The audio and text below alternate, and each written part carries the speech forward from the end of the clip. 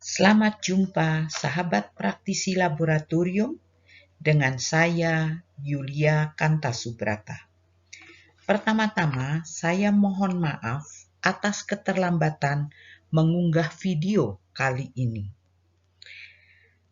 Alasannya, seperti biasanya, setiap mendekati akhir tahun, banyak sekali permintaan akan pelatihan online dari laboratorium-laboratorium di instansi pemerintah maupun perusahaan swasta. Sehingga banyak waktu saya tersita untuk penyelenggaraan pelatihan-pelatihan tersebut. Mudah-mudahan setelah akhir tahun terlewati, pada awal tahun 2023 nanti, saya akan dapat mengunggah video-video baru secara lebih teratur. Pada video dari seri JMHP nomor 9.3 akan diuraikan hal terkait pengecekan antara pada neraca.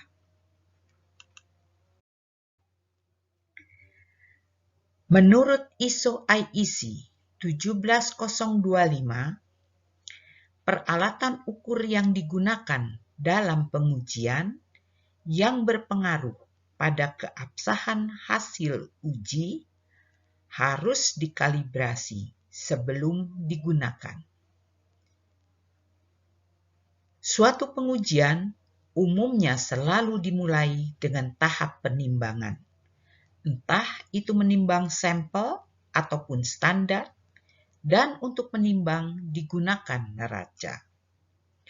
Dalam video dari seri JMHP nomor 9.2 sudah dibahas bahwa laboratorium uji sebaiknya tidak melakukan sendiri kalibrasi terhadap neraca yang dimilikinya, melainkan mengkalibrasikan neracanya pada laboratorium kalibrasi terakreditasi.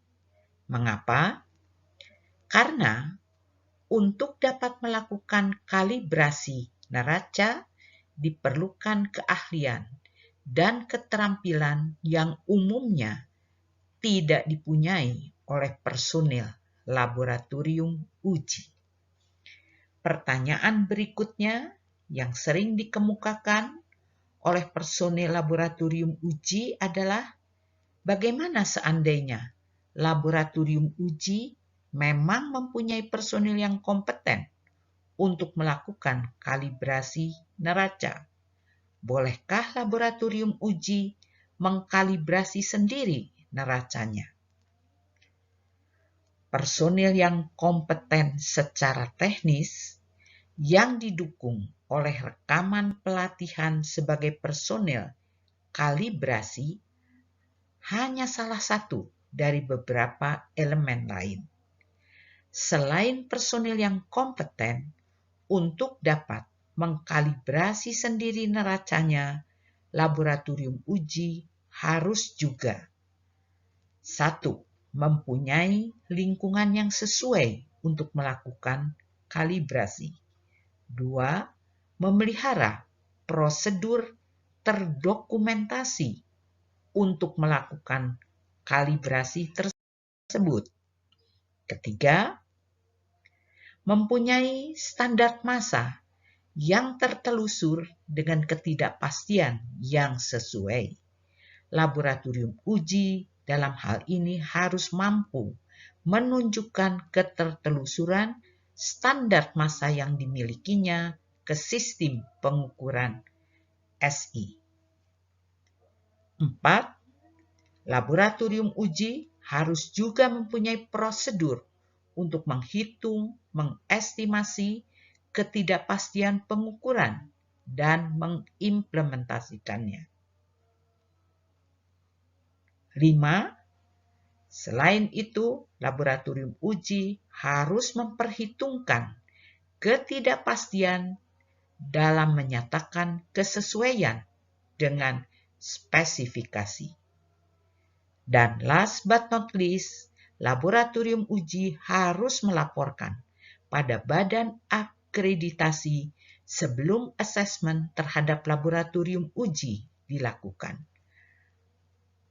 Agar supaya badan akreditasi dapat menyertakan satu orang asesor kalibrasi dalam tim asesmen khusus untuk melihat kompetensi dari personil yang diserahi tugas mengkalibrasi neraca di laboratorium tersebut.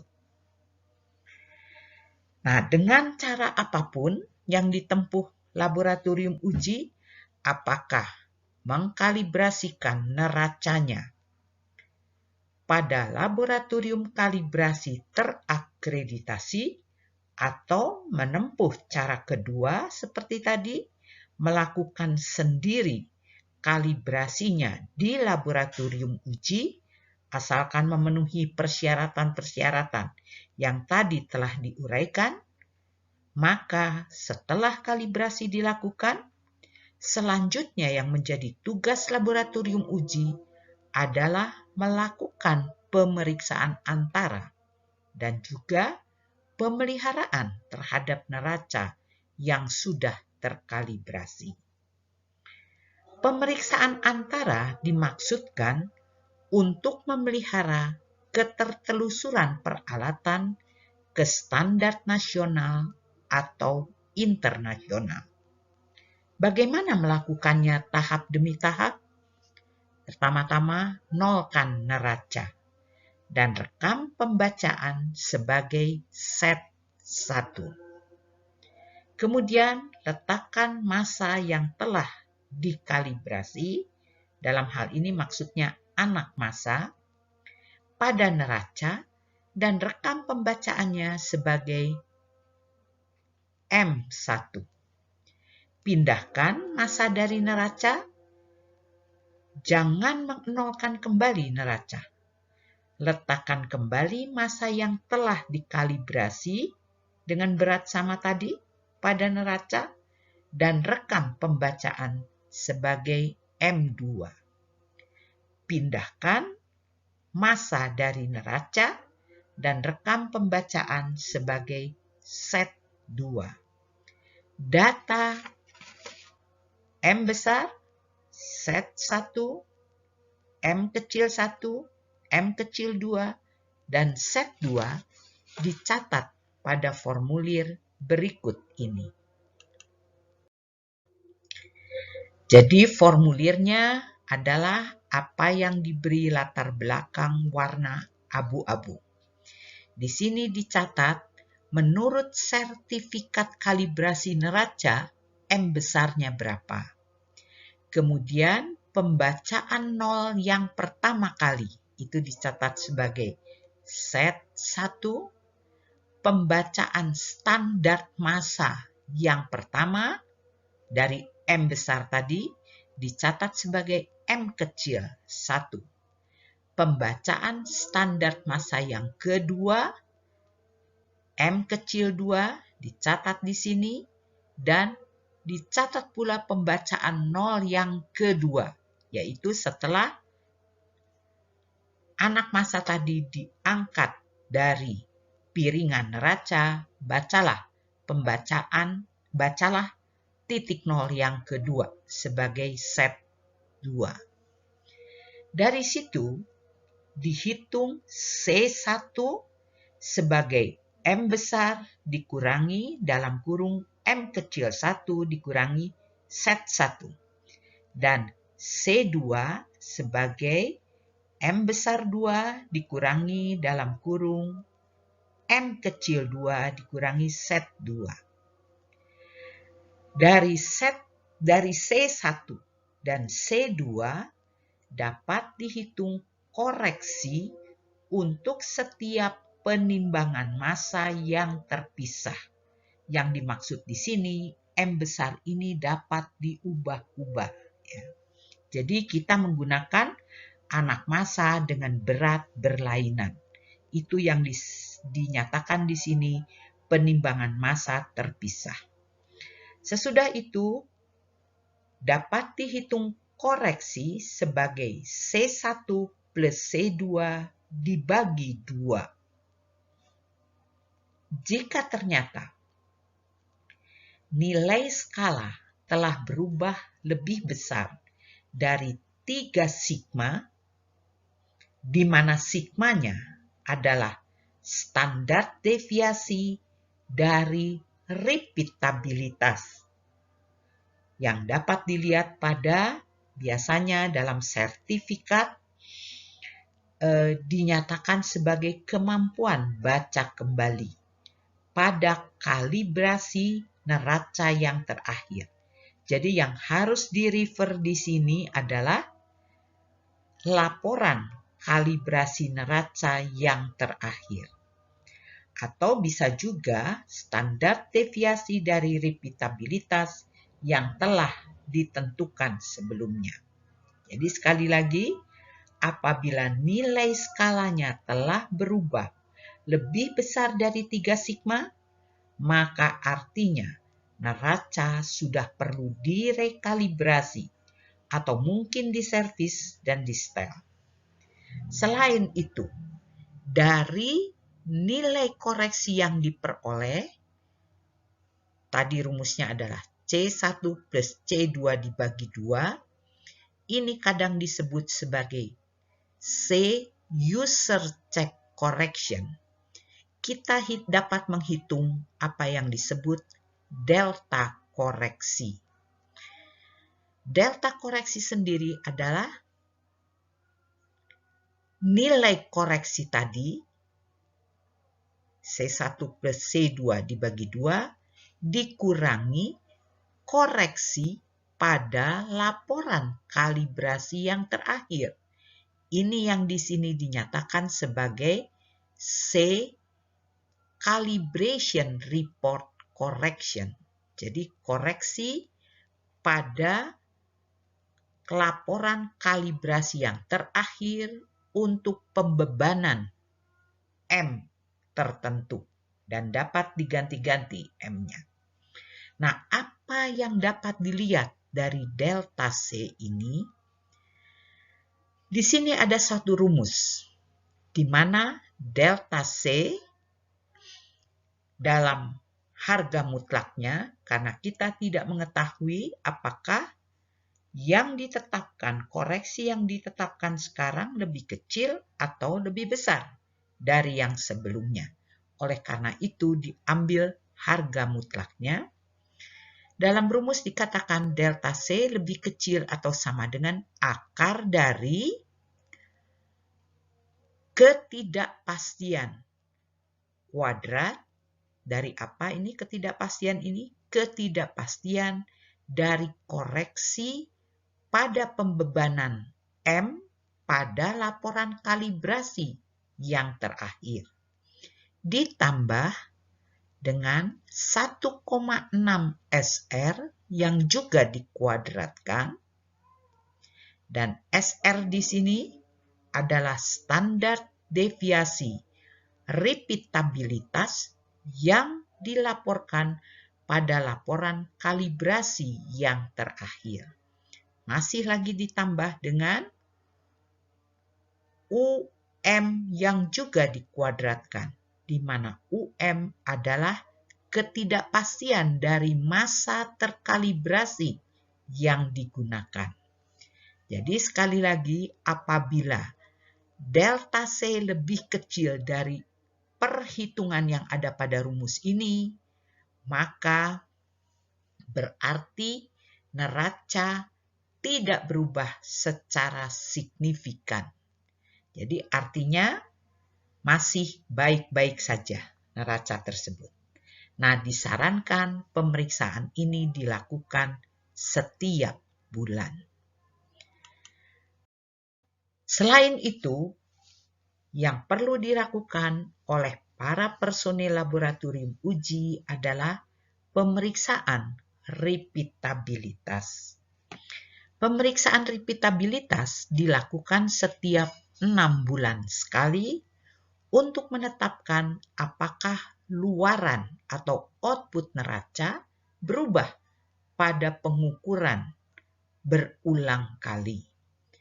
Caranya dengan melakukan 10 kali pengukuran dari massa yang sama. Dalam hal ini, yang penting dilihat adalah perubahan dari sebaran respon yang dibandingkan terhadap standar deviasi yang dilaporkan pada laporan kalibrasi yang terakhir. Cara melakukannya tahap demi tahap. Pertama-tama, nolkan neraca dan rekam pembacaan sebagai set 1. Letakkan massa yang dengan berat terpilih yang dekat dengan kapasitas maksimum dari rentang yang akan diperiksa pada neraca dan rekam pembacaannya sebagai M1. Pindahkan massa dari neraca dan rekam pembacaannya sebagai set 2. Tanpa menolkan neraca, letakkan massa yang sama pada neraca dan rekam pembacaannya sebagai M2. Kemudian pindahkan lagi massa dari neraca, rekam pembacaannya sebagai set 3. Nah, pengerjaan butir D dan E ini harus diulangi sampai 10 kali. Kemudian data set 1, M1 hingga set 10 dan M10 direkam pada formulir berikut ini. Jadi, di sini kita lihat pengerjaan sebanyak 10 kali. Tiap pengerjaan ada tanpa beban, jadi bebannya 0, dan beban M besar tadi. Apa yang dicatat di sini? Set 1 dan M1. Pada pengulangan kedua, hal yang sama diulangi. Kita dapatkan set 2 dan M2. Begitu seterusnya sampai set 10 dan M10. Kemudian dihitung perbedaannya, dinotasikan sebagai R kecil, yang tidak lain adalah M dikurangi set. Berarti akan didapatkan 10 data R dari tiap kali pengulangan tadi. Setelah itu dihitung apa yang disebut standar deviasi user check atau dinotasikan sebagai sigma. Dan dalam rumusnya, sigma adalah akar dari sigma RI. RI itu R1, R2, R3, dan seterusnya sampai R10 yang dikurangi dengan R besar. R besar adalah rata-rata dari R1 sampai R10 tadi. Dan dibagi dengan N-1. Jadi sekali lagi, akar dari sigma dalam kurung RI dikurangi R besar dikuadratkan dibagi N-1. Dan N adalah jumlah ulangan tadi atau jumlah pembacaan. Nah, dari data dan perhitungan di sini, apa yang dapat dilihat? Apabila standar deviasi sigma atau S-user check tadi lebih kecil dari 2 kali SR. SR dari mana ini? SR pada laporan kalibrasi yang terakhir. Maka berarti karakteristik neraca belum berubah secara signifikan. Jadi artinya neraca masih dalam keadaan baik dan dapat digunakan. Sebaliknya, apabila nilai standar deviasinya lebih besar dari 2 kali SR pada laporan kalibrasi yang terakhir, maka berarti neraca sudah perlu direkalibrasi atau mungkin diservis, dan disetel. Petugas kalibrasinya lah yang akan melakukannya nanti. Nah, ada berbagai macam neraca yang umum digunakan di laboratorium. Ada 3 jenis di sini. Pertama, neraca 3 lengan yang memiliki 2 piringan. Walaupun mungkin ini sudah agak jarang digunakan di laboratorium uji saat ini. Piringan pertama dipakai untuk meletakkan anak massa dan piringan kedua untuk meletakkan beban yang ditimbang. Ada pula macam neraca lain, yaitu neraca 2 lengan yang hanya memiliki 1 piringan. Neraca dengan model ini terdiri dari 2 macam, yang disebut sebagai neraca analitik yang digambarkan dengan 2 gambar di tengah, dan neraca dengan pembebanan di atas yang disebut sebagai top loading balance. Ini adalah gambar dari 2 neraca yang mengapit, 2 neraca analitik tadi. Neraca yang ketiga adalah neraca yang disebut sebagai neraca kompensasi gaya elektromagnetik. Prinsip penimbangan di sini didasarkan pada kompensasi gaya elektromagnetik. Sebuah koil terpasang di sela-sela magnet, dan ketika objek yang akan ditimbang ditempatkan pada piringan neraca, ini piringannya di sini, maka akan timbul gaya elektromagnetik yang berlawanan terhadap objek yang telah ditempatkan. Neraca akan menerjemahkan besaran komposisi gaya elektromagnetik tersebut sebagai bobot objek, dan hasilnya nanti ditampilkan dalam layar neraca dengan satuan yang tepat, apakah gram, miligram, atau mikrogram. Nah, itu adalah berbagai jenis neraca yang dijumpai di laboratorium uji.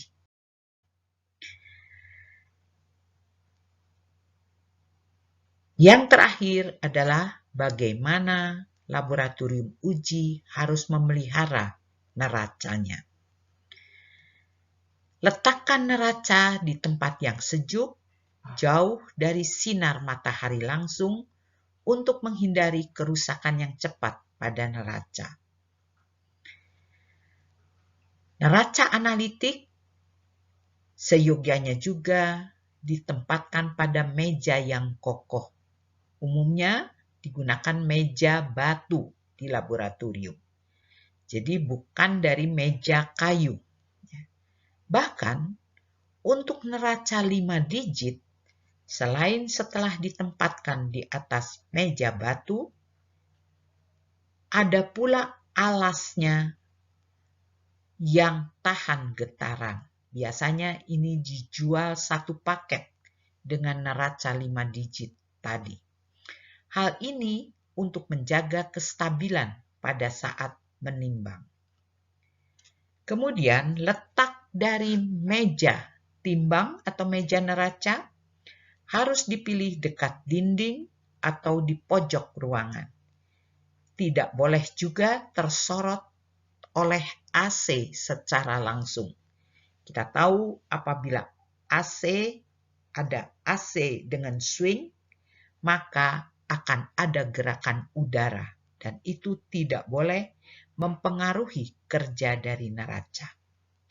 Jauhkan juga neraca dari radiasi panas dan elektromagnetik serta alat elektronik lainnya. Letakkan neraca juga pada tempat yang datar. Pastikan posisi neraca disetel dengan benar dengan cara mengatur apa yang disebut mata kucing atau water pass. Gunakan stabilizer yang sesuai dan matikan neraca saat selesai atau tidak lagi digunakan dengan cara melepas baterai atau mencabut stop kontaknya. Pastikan adapter atau charger serta baterai yang digunakan sudah sesuai. Pastikan juga ada cukup daya baterai untuk mendukungnya. Kinerja baterai yang lemah akan mempengaruhi kinerja neraca. Salah satunya, neraca tidak dapat membaca hasil penimbangan secara optimal apabila kinerja baterainya lemah. Hindari menimbang beban melebihi kapasitas guna menjaga dan melindungi neraca digital dari kerusakan permanen.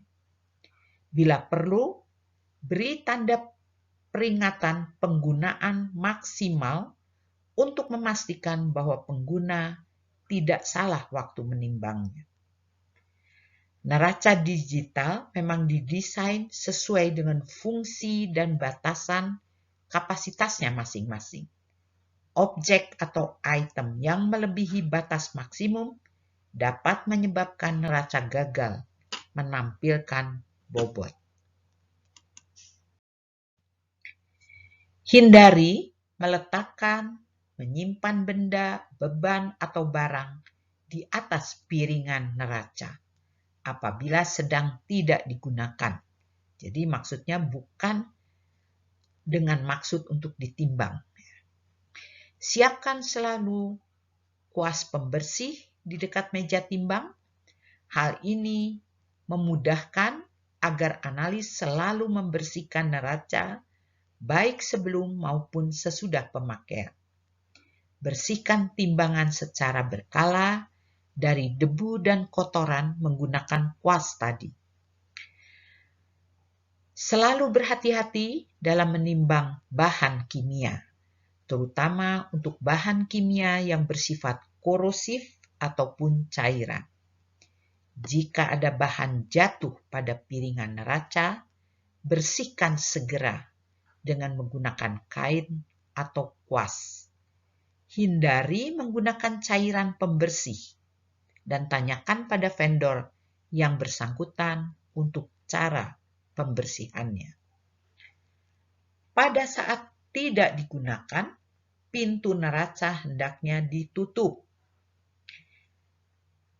Mengenai anak massa, simpan anak massa dalam kemasan aslinya jika ada.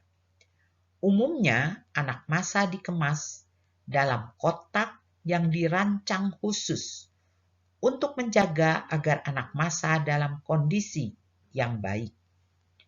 Jauhkan anak massa dari debu dan kelembaban tinggi.